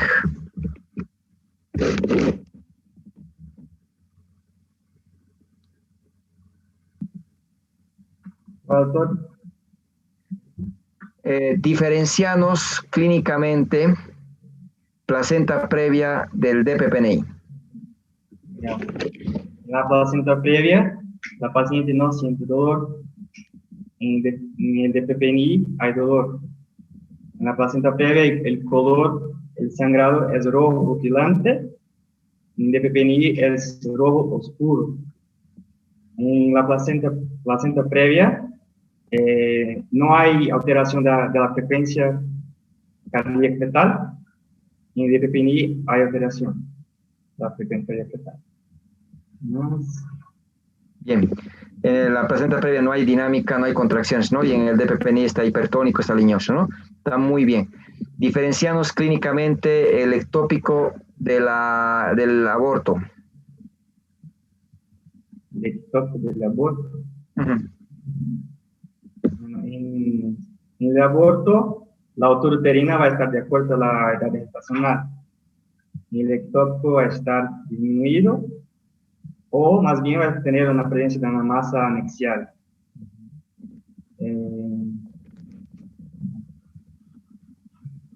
Clínicamente. Sí. ¿Cómo es el dolor? Ya. El dolor del aborto es más localizado en el hipogastro, ¿no? Y el dolor en el ectópico es en fosa ilíacas, más frecuentemente en la derecha, la izquierda, las dos. Derecha o izquierda, ¿no? Ya. Además que el dolor en el aborto es de tipo espasmódico, ¿no? Y en cambio en el ectópico es más de qué tipo. Más de tipo opresivo. Es un dolor sordo, entonces no es espasmódico, porque el espasmódico es de víscera hueca, ¿no? El sangrado, ¿cómo es en el ectópico, cómo es en el aborto? El aborto es un sangrado rojo rutilante. Y el ectópico es un sangrado oscuro, como borde de café. Eso. Entonces, muchas veces las preguntas no van en detalle, decir, a ver, dime la clínica, agárrate, dicen, diferenciame clínicamente comparando el ectópico con el aborto, compárame y diferenciame la placenta previa del DPPNI, ¿no es cierto? Entonces, eso es muy importante. Está bien. Vamos entonces contigo, para terminar. ¿Qué es ruptura prematura de membranas? Es la solución de continuidad de las membranas ovulares después de las 22 semanas de gestación. Eso, ¿no? Ruptura, la solución de continuidad de las membranas, ¿no? El corion y el amnios, antes del inicio del trabajo de parto, ¿no? Antes del inicio del trabajo de parto, pero también después de las 22 semanas. Eso es muy importante lo que nos está diciendo Eric, porque si se rompieran antes de las 22 semanas, ¿de qué estaríamos hablando? Sería aborto inevitable. Aborto inevitable, eso es muy importante. ¿Y qué pasa si se rompen antes de las 22? ¿Cómo se llama? Aborto inevitable, porque hemos visto, si se rompen membranas, eso es aborto inevitable, correcto. ¿Qué es el periodo de latencia en el tema de la ruptura prematura de membranas, Eric? Ya, el periodo de latencia sería desde el momento de la ruptura de las membranas ovulares hasta el inicio del trabajo de parto. Bien, hay quienes consideran desde que se rompen las membranas hasta el nacimiento, ¿no es cierto? Y otros te dicen hasta el inicio del trabajo de parto. Está bien el concepto. ¿Esto en función de qué? Cuanto más tiempo tarde, más riesgo de infección, ¿no es cierto? Nosotros consideramos a las 6 horas potencialmente contaminado y a las 12 horas potencialmente infectado. Es por eso que muchos médicos, por no decir todos los médicos, ya inician antibióticos a las 6 horas de ruptura, ¿no es cierto? Para justamente poder evitar una infección de la cavidad amniótica, ¿no? ¿Cómo diagnosticas ruptura prematura de membranas, Eric? Primero sería por la clínica, ¿no? La paciente va a referir que ha eliminado una cantidad de líquido, ¿no? Por la vagina, una cantidad característica de como agua, a chorro, ¿no? O sea, bastante cantidad. ¿Qué más?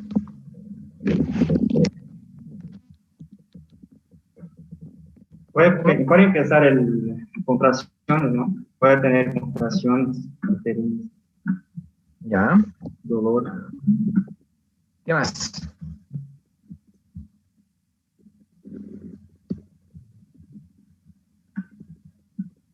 ¿Qué vas a encontrar en el examen físico?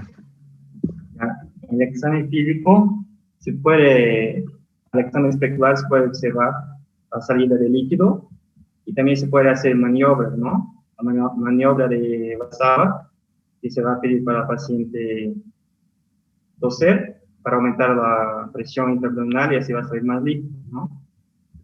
Y hay la maniobra de Bon Aire también, que es la presión del útero. Se hace una compresión en el fondo del útero y se va a salir líquido. Correcto.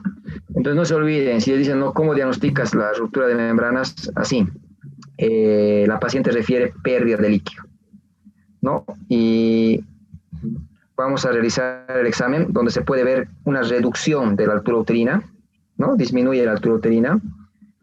Vamos a encontrar con el examen especular la franca salida de líquido amniótico de cavidad.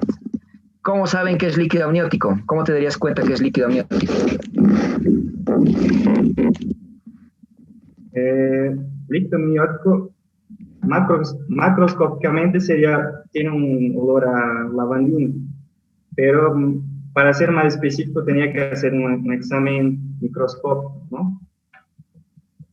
Bien, entonces macroscópicamente vas a ver que puede ser transparente, puede ser claro, puede ser con grumos, puede estar teñido de meconio, claro, pero cuando es claro, una forma de reconocer es que tenga olor eso, a lavandina, a hipoclorito de sodio, ¿no es cierto? Tiene esa característica, muy bien.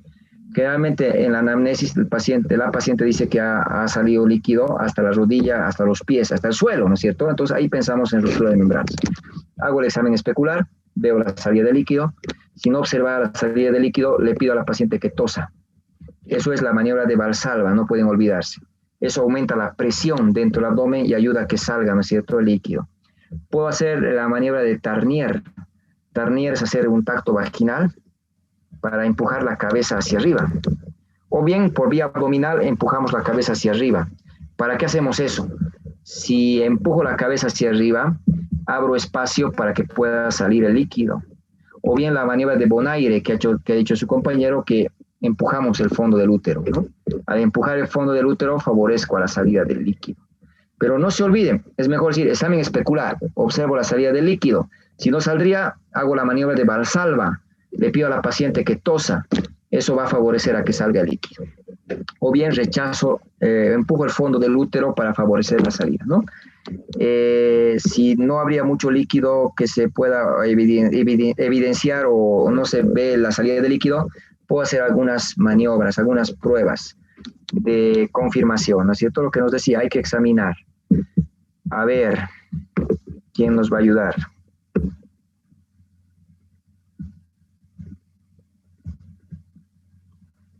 Taina.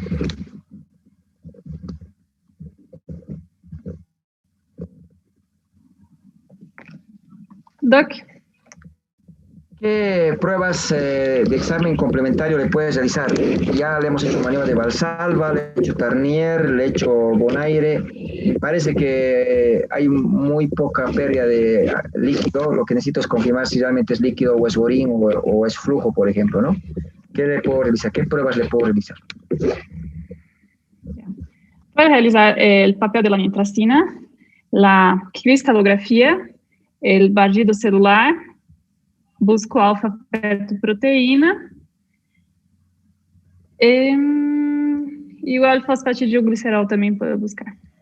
Eso, ¿no? El fosfatidilglicerol, la lecitina esfingomielina, además de demostrarte la presencia de ruptura de líquido de membranas, te va a valorar la madurez pulmonar fetal, ¿no es cierto? Muy bien.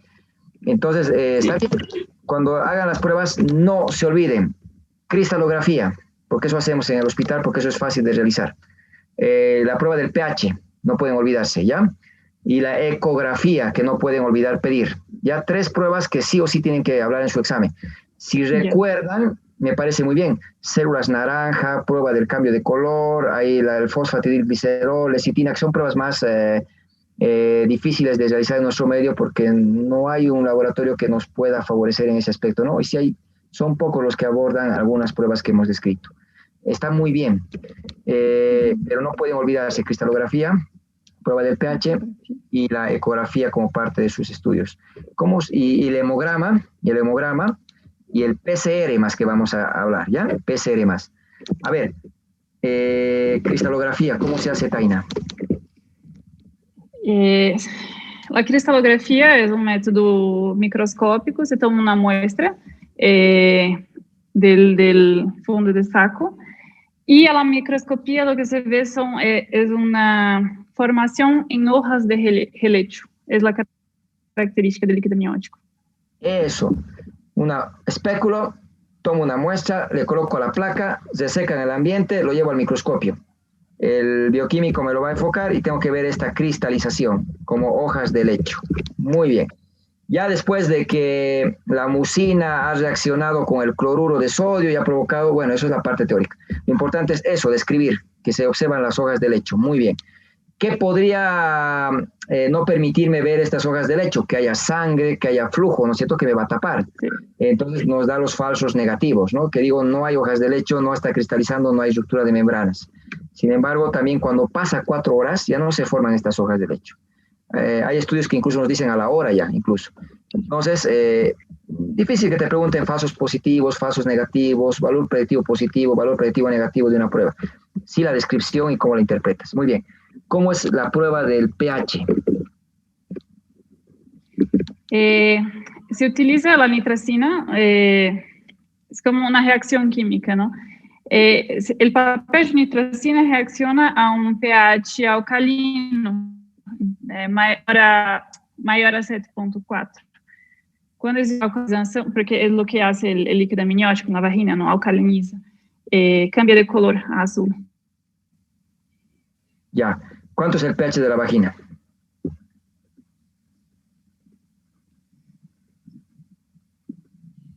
Creo que, no estoy segura, doctor, pero creo que normal es por lo menos 7.3, 7, no sé. Ya, 6. entonces el pH de la vagina es ácido, de 4.5 a 5.5, ¿ya? Si no se acuerdan, el valor es pH ácido, doctor. Es de 4.5 a 5.5. El pH del líquido amniótico. 7, sí, ese sí, 7.3, 7.4, más Eso, ¿no? alcalino.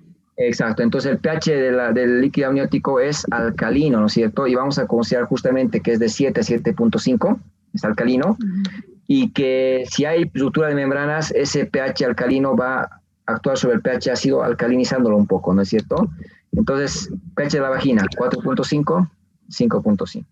pH del líquido amniótico, de 7 a 7.5. Si no me acuerdo, el pH de la vagina es ácido y el del líquido amniótico es alcalino. Cuando hay ruptura va a alcalinizar el medio, doctor, y va a dar cambio de color y se vuelve azul, ¿no es cierto? Cuando se vuelve azul, quiere decir que está más alcalino de lo normal. Correcto. Esto también hay que recordar, ¿ya? Las células lipídicas, las células naranjas, por ejemplo, bueno, no, el cambio de color también es muy fácil.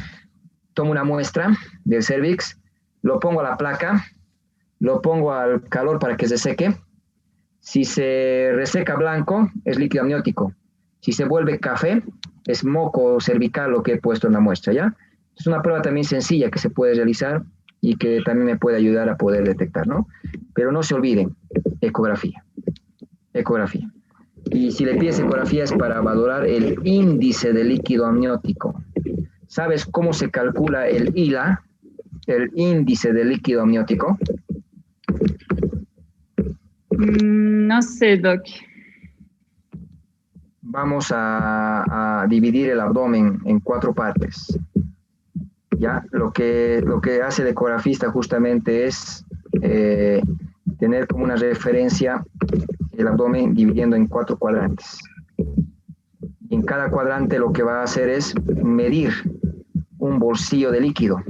En otro cuadrante, líquido, líquido, líquido. Busca la mayor colección de líquido, como en este caso. Aquí estoy viendo, ¿no?, que está acumulando líquido y mido en un cuadrante este bolsillo. Lo mismo hago en los 4 cuadrantes. La máquina se encarga de darme un valor, ¿ya? Eso es el índice de líquido amniótico. Entonces, es la medición del líquido amniótico en los 4 cuadrantes. Un embarazo de término tiene de 800 ml de líquido amniótico normalmente. 800 ml. A 1000, ¿no es cierto? De 800 a 1000. Pero la ecografía no te va a medir cuánto líquido tiene. Entonces, lo que te hace es medir este acúmulo de líquido y te va a dar un valor. Los ecografistas en esto también no coinciden. Pero este es un valor que nos refiere. Nos dicen un ILA, ¿ya? Un índice de líquido amniótico. Para poder recordar, me voy a anotar el 8, me voy a anotar el 5, me voy a anotar el 2. Esto en caso de que algún ecografista pueda entrar en su evaluación. 5, el 8, 5 y 2. Un ILA menos de 8, oligohidramnios leve. Un ILA de 5, ¿no es cierto? Ya. Un ILA entonces de menos de 8 hasta 5, desde 8 hasta 5, ¿no es cierto?, es leve. El ILA de 5 hasta 2, moderado. Menos de 2, severo. Severo.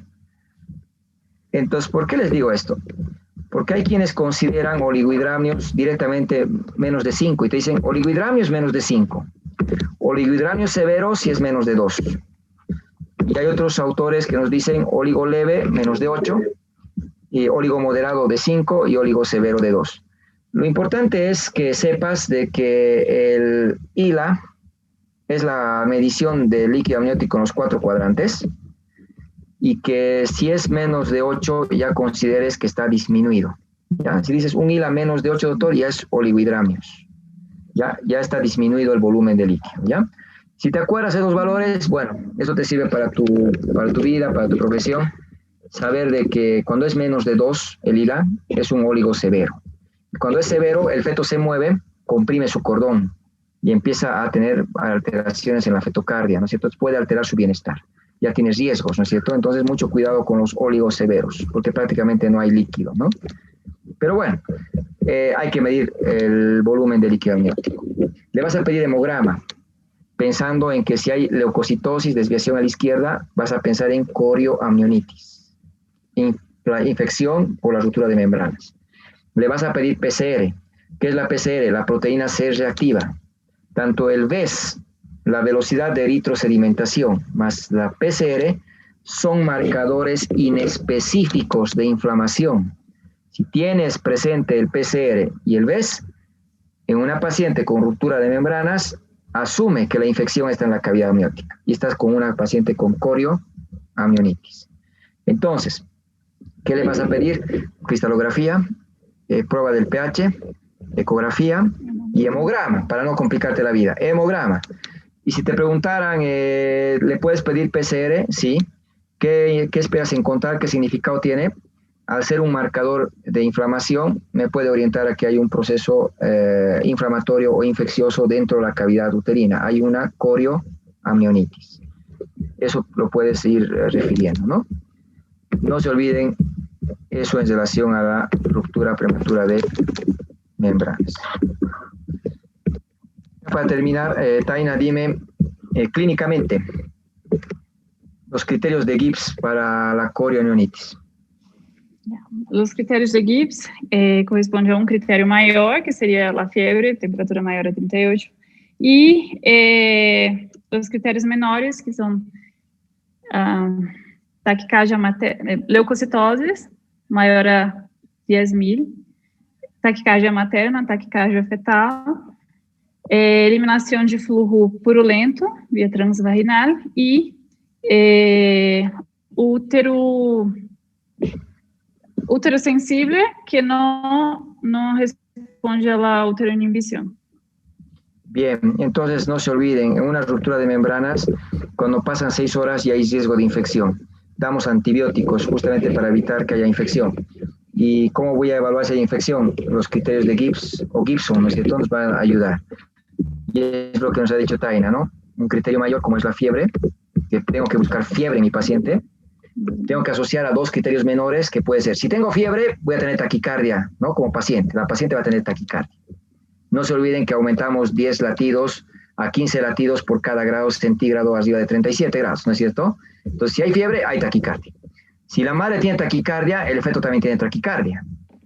Y si hay inflamación o hay infección, el útero se vuelve muy sensible, duele al palparle. No es normal que duela el abdomen, ¿no es cierto?, al palpar. Entonces le va a provocar mucha sensibilidad. Y va a haber ese flujo fétido, ese líquido fétido que va a salir, ¿no es cierto?, por los genitales. Y laboratorialmente, obviamente, el aumento de los leucocitos, ¿no? Leucocitosis. Muy bien. ¿Tu conducta, Taina, en la RPM? Ya. Mi conducta va a depender de 2 factores: idade gestacional e se existem signos de infecção de corioamnionitis ou não. Se é um embaraço já maduro a término, com esses signos de infecção, eu posso seguir já para vaziamento uterino, pode induzir um trabalho de parto.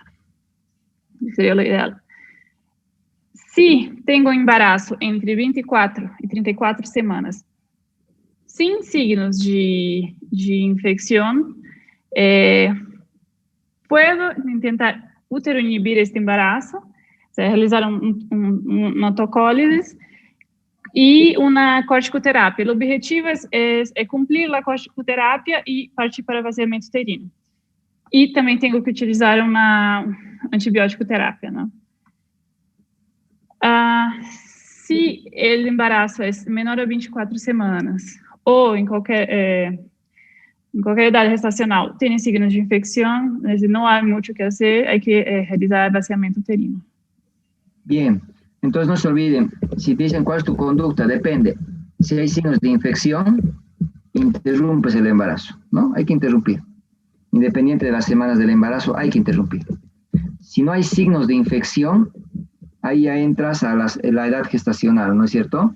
Porque si tu paciente es mayor de 34 semanas, lo que nos has dicho, 34 semanas, puedo inducir al parto, ¿no es cierto? Puedo terminar el embarazo, considerando de que ya se ha producido surfactante y el niño puede tener mejor posibilidades, ¿no?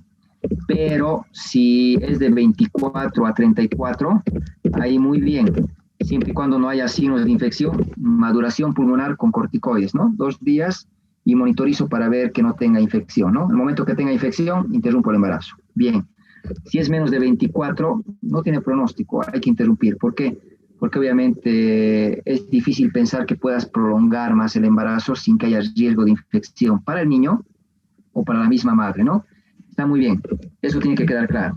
Si hay infección, interrumpo el embarazo, independiente de las semanas. Si no hay infección, si es mayor de 34 semanas, interrumpo para no someter a riesgo de infección. Si es de 24 a 34, maduración pulmonar. Si es menos de 24, interrumpo, porque no tiene un buen pronóstico y solamente aumentaría el riesgo, ¿no? En todos los casos, cuando pasan las 6 horas de ruptura, den antibióticos. El antibiótico que está descrito es la eritromicina, 500 miligramos vía oral cada 6 horas. O pueden utilizar la otra alternativa, la ampicilina, 1 gramo EB cada 6 horas. Hay quienes te van a diferenciar, te van a decir 6 horas dale eritro, 12 horas dale ampi. En realidad las dos alternativas son elección que tú puedes escoger, ¿ya? Eritromicina o ampicilina. La eritromicina, no se olviden, 500 miligramos vía oral cada 6 horas. Y no se olviden, si les preguntan qué es la eritromicina, es un macrólido. Es un macrólido, ¿ya? Entonces, por lo menos recuerden siempre el grupo al cual pertenece. Siempre recuerden el esquema terapéutico que vamos a indicar.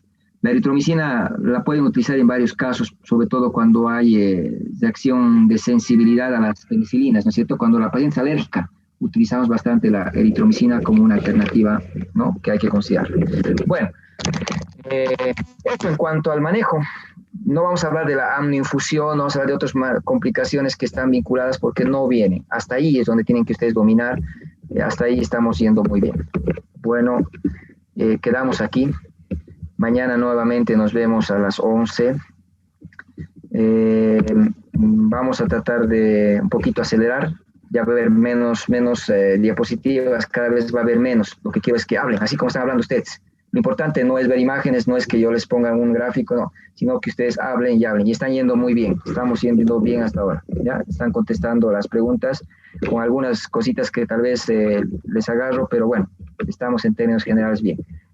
Tienen el temario para mañana, no se olviden, nos vemos mañana. Mañana es un temario bastante pesado, estamos hablando de preeclampsia. Preeclampsia es un tema pesado. Si tienen que amanecerse, háganlo. Es un poco de esfuerzo, ya va a acabar todo este estrés que están viviendo, pero métanle ganas para poder seguir repasando. ¿Listo? Gracias, nos vemos entonces mañana. Gracias, doctor. Chao a todos.